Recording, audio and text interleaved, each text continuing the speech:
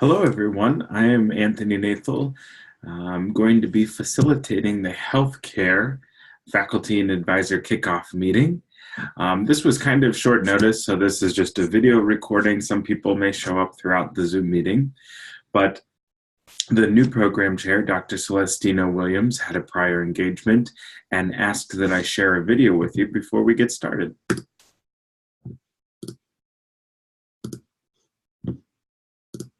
My name is Dr. Celestina Williams. I am here joining you via video. I'm sorry that I wasn't able to be there with you guys today. I am the new program chair for the Allied Healthcare programs. I look forward to meeting everyone. I look forward to collaborating and growing our programs. Just some background information on me. I received my Doctor of Pharmacy from Nova Southeastern University here in Miami, Fort Lauderdale, Florida. I have some vast areas of healthcare that I've been able to be a part of, such as inpatient care, hospital care, long-term care, also on the administrative side of it. And I have some background in regulatory affairs. So I look forward to working with everyone. Have a great afternoon. All right, so thanks to Dr. Williams for sending that. We're very honored and proud to have her on our team. She is currently revising our pharmacy technician certificate program, the 6-month certificate program, to add 200 hours to that program, making it compliant with the new programmatic accreditation requirement. What that is the state of Ohio says if you want to be a pharmacy technician, and in Ohio, you now have to have a programmatically accredited program. It cannot just be an institutionally accredited. So Lakewood College is institutionally accredited and now seeking a programmatic specific accreditation for the pharmacy technician program. And thanks to Dr. Williams' work, that should be launching very soon. So this is just a really informal chat and welcome to the new version, new iteration, I say, of Lakewood College. And what that means is that Lakewood College is experiencing healthy growth. And with that, the dean and myself, we lead the academic services divisions, Jim Gebreth and I, we have decided to add program chairs, all right? And so the program chairs are in charge of bringing together the faculty and advisors within that specific program or academic arena and facilitate the initiatives that we set forth for them. Those initiatives can include, but are not limited to, an addition of a program, a review of a program, special committee meetings, special project meetings, and stuff like that.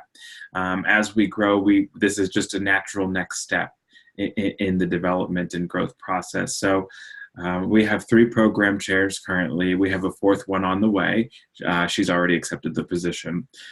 So we have Dr. Celestina Williams is in charge of allied healthcare, to include medical coding, medical billing, pharmacy technician, administrative medical assisting, and the future associate and bachelor of healthcare. So within those arenas, she is facilitating the faculty and advisors within that space. Dr. Aaron Hill is in charge of the legal. Dr. Trelawney Thomas Evans is in charge of the business. And Dr. Mia Simmons is in charge of IT. That has yet to launch because we are not ready to launch that yet. So we aren't going to build that team up yet because it's just not necessary. So we've built up the healthcare team, which is, for anybody who receives this video, you're a part of it. So thank you for taking the time to view this and to just go over, some of the changes and to make yourself aware. So the first thing on the agenda, and I apologize, you may have received an agenda that was legal specific. That was not correct. My assistant and I apologize for that. That was supposed to be healthcare specific. So the first thing I'd like to talk about are the curriculum or DEAC considerations regarding program learning outcomes and course objectives and course descriptions, okay? So the DEAC, the Distance Education Accrediting Commission, our accreditor, has set forth a new body of regulations that began, I believe, in 2015 or 2016, to make it a more strict and rigorous process in the course design and development arena spaces, really. So, and honestly, in my professional and personal opinion, I like it. It's just a little bit more work, a little bit more in-depth work. So what that means, program learning outcomes are the overarching outcomes for a specific program. So if we look at the associate degree in healthcare administration, we're talking about outcomes that the student will achieve after they complete all 60 credits. So those are about maybe 10 to 15 outcomes that the student or learner will have achieved upon completion. An example would be that the learner will understand the diverse and vast healthcare space, as well as be able to identify 6 healthcare related opportunities. I'm sorry, I'm not in the healthcare field. I'm just making that up. But that would be a program outcome. Very overarching, very ambiguous in nature, and very broad. A course learning objectives, so we have outcomes that are the whole program, objectives that are specific to each course. So the Associate in Healthcare Administration program is comprised of 23 credit courses for a total of 60 credits. So of those 20 courses, each will have individual objectives.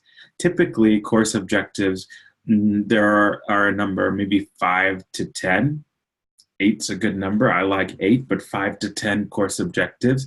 And those are more specific to what the student learner will achieve upon completion of that specific course. Here's where it gets a bit tricky.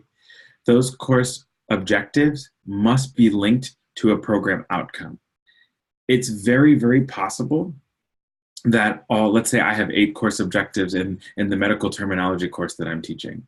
I'm not teaching that, by the way. This is an example. So of those 8 course objectives, 2 program learning outcomes are applicable, and I have them mapped. I'm looking at the course objectives that I have built into my course, and I'm saying, okay, you know what? Objectives 1 through 4 align with program outcome 1, which is the student will understand the vast arena of healthcare. Course objectives 5 through 8 are aligned with program outcome number 2, which is XYZ. We also have course descriptions. Course descriptions are very overarching paragraphs, maybe 3 to 10 sentences, depending on how in-depth the course is. Of course, as the course content increases in rigor, so maybe a 300 or 400 level course description might be a bit more in-depth.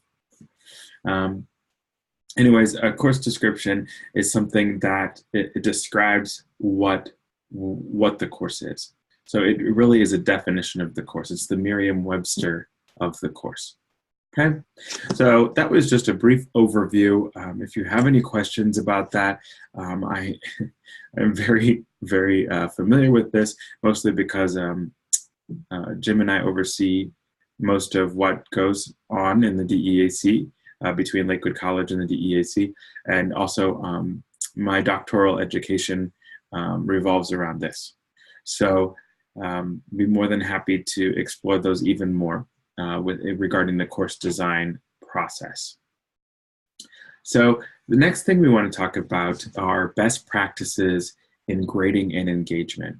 So in an online asynchronous environment, much like Lakewood College and many other institutions, it is important that we are consistent with our grading. I teach a number of courses, and one of the things that I've implemented are grading rubrics for myself. It takes a little bit of time to set up, but once they exist, then it adds more objectivity to the grading. The second thing that I would say about this topic is that it's very, very important to engage our students, even if they're not engaging us. And I have noticed just from teaching here that when I provide feedback to a student in the learning management system, Moodle, they are not likely to read it. They will receive a letter grade. For instance, somebody earned an 85% on a paper I just graded, and I'm pretty sure that that person will not review it. So as a layer of engagement, I have emailed a copy of their graded paper to them. And that's kind of that layer, an additional layer of engagement. Now, if you have 100 students, that's quite impossible to do. And we're not expecting you to do that. But what I would say is that sending a quick email to a student or a Moodle messenger, kind of like an instant messenger built into our learning management system saying, hey, check out this grade. Hey, look at this. Hey, look at that. Do this. That's a level or a layer of engagement that really, really increases the student's learning experience. And 9 times out of 10, what I've seen with this type of engagement is that the student is more likely to succeed. They will see. I'm sorry, both my phones are ringing at the same time. Anyway, they will most likely see this. You will see an increase in success, in student success, and that's what we're all about as part of our mission.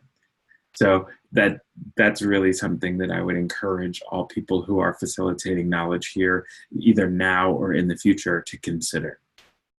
Okay, moving on to student-centered approaches. So many institutions are student-centered. In fact, I don't know any institutions that are successful if they're not student-centered, if that makes sense. They must, in order for an institution of higher learning to be successful, they must be student-centered, which is all decisions are based upon the best interest of the student.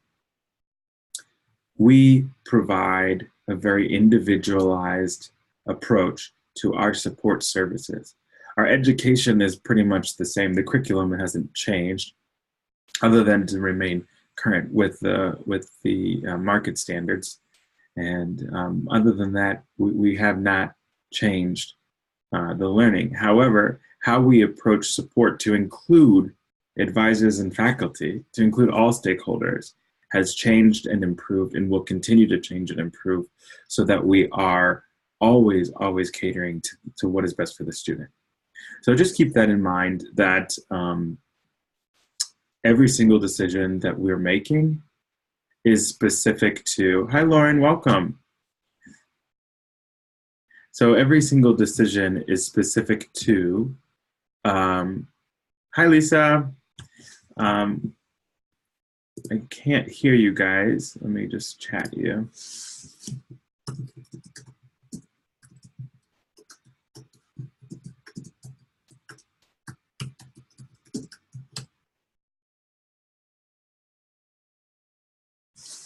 Okay, so every single decision that we make is specific to those students. So just keep that in mind, that that is what we are, what we're all about. So the student's voice in learning. What that means is that the way that we're grading, for example, the way that I am grading is, what if it were like this? What if it were like that? And including the student in that. So I notice a lot of issues with citations in I teach one of my 200 level courses. Students are not citing sources, and I'd like them to do that. So I will use them as an example and possibly give them something that I think might be in their voice. So even if it's something that I may not agree with, like, I don't know, I don't want to get political or anything, but something that I may not agree with, I will still include their thoughts instead of mine in my feedback. So certifications, in the agenda we sent out, there were legal certifications, but in this case, we're talking about the certifications and options for career advancement within the allied healthcare fields. So let's talk about the programs that we currently offer, which are pharmacy technician, medical coding, medical billing, and administrative medical assisting. Currently, multiple licensing entities on a national level are available for each respective discipline. National Health Career Association offers licenses in all 4 of those. PTCB, or Pharmacy Technician Certification Board, is obviously specific to pharmacy technicians.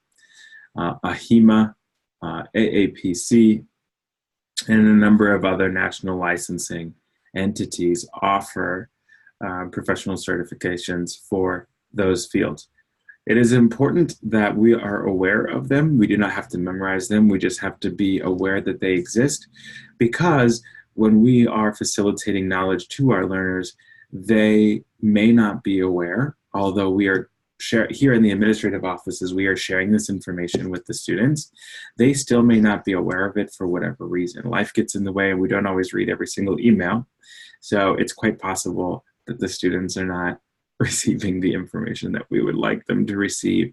So just so that we're all on the same page, even if we're all over the country, it's really awesome that we just are aware of that, and then we can then pass that along to our students.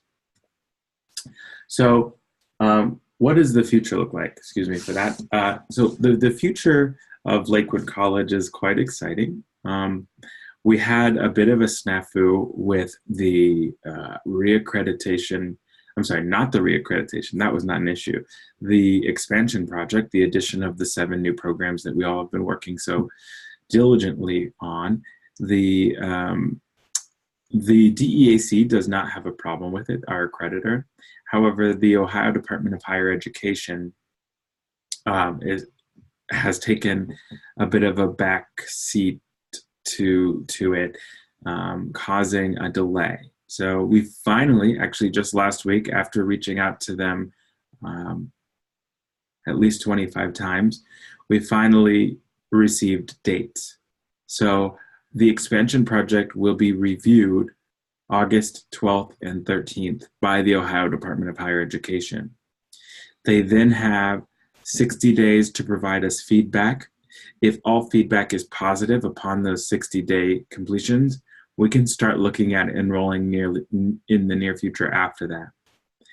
If the State Department of Higher Education has feedback that requires us to respond, aka an opportunity for growth, something they want us to change, then we will do that first. We have to do that first and then resubmit our changes and then give them an additional 60 days to review that and hopefully approve it, and then we can enroll. To be on the safe side, Tanya, Jim, and I have decided to say that we will start enrolling in the expansion projects by December of 2019 or January of 2020. What does that mean? Some people are teaching courses in the 8th or 9th semester only in a bachelor's degree program. That can take 2 to 3 to 4 years for somebody who enrolls in December or January to reach your course. We understand that that is a lot to ask, and we're actually not going to ask you to do that. What we are going to say is that this is an incredible opportunity to be a part of an expanding organization, and for those who are able, to stay with us and hold out until those students, for those people who are teaching the higher level courses. For instance, one of my courses is in the final semester of the bachelor program. I know I'm not going to see students for a long time, but it's my favorite course, and it's in fact what my PhD is in. So I really, really, really can't wait to teach that course. I probably won't teach it for another 4 years. But anyways, for those individuals, those professionals who are able to stay with us for that long and continue to be engaged, we certainly will recognize that and appreciate that. But also, really, it's not necessary. We're not going to require that. That's not really fair. And we are also want to make everyone aware of how open we are to suggestions and opportunities for improvement, as well as accolades if you have any. So please do share those with us frequently, as I have an assistant now, and we now have a team in place where the leadership team can be a bit more available and ready to implement some of the stuff you'd like to see. With that, I'd like to thank you for your time, and thank you for your continued support. I encourage you to call or text me anytime. We are very excited, although it's taking some time. We are very honored and humbled by this and looking forward to our continued growth. So thank you so much. Thank you for being part of our team, and I hope you have a great day.